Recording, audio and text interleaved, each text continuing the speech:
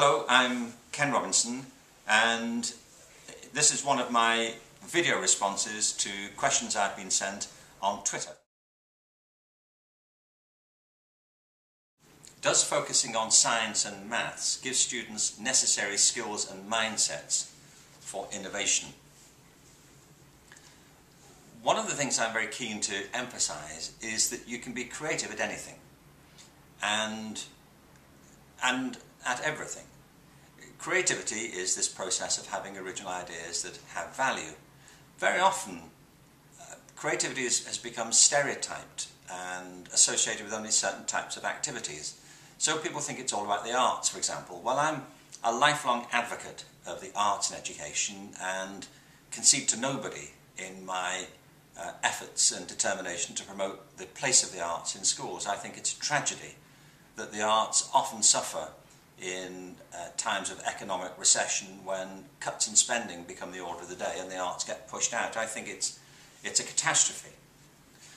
At the same time, mathematics and science, physics, chemistry, technology are all potentially highly creative disciplines.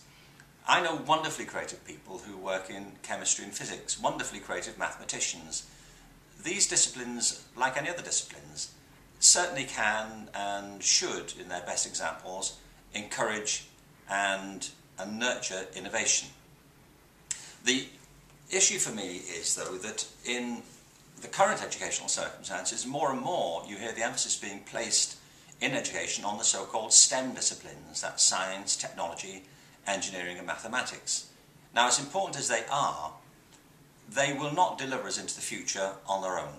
There is an assumption very often that policymakers make that the real priorities in education are those particular disciplines, and unless we give them priority, unless we put them above everything else, then the real purpose of education will be defeated. And normally what they mean by the real purpose of education are economic purposes, and as important as they are, there's a lot more to education than economic imperatives. Education has personal purposes and it has cultural purposes too.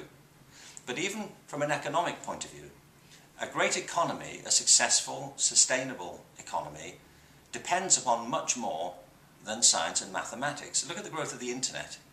That's transformed the economies around the world, in all countries. But they haven't been driven, these initiatives in the internet haven't only been driven by great scientists or great mathematicians, they've been driven by artists, by musicians, by writers, by philosophers, by humanists, by people in every kind of discipline. Economies depend on that, depend upon a multiplicity of talents. And it's a really important principle to me that we recognise the holistic nature of cultural development and of economic development.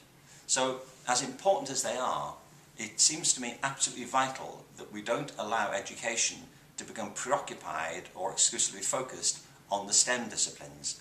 They're part of a much broader matrix of disciplines that make education both effective and worthwhile.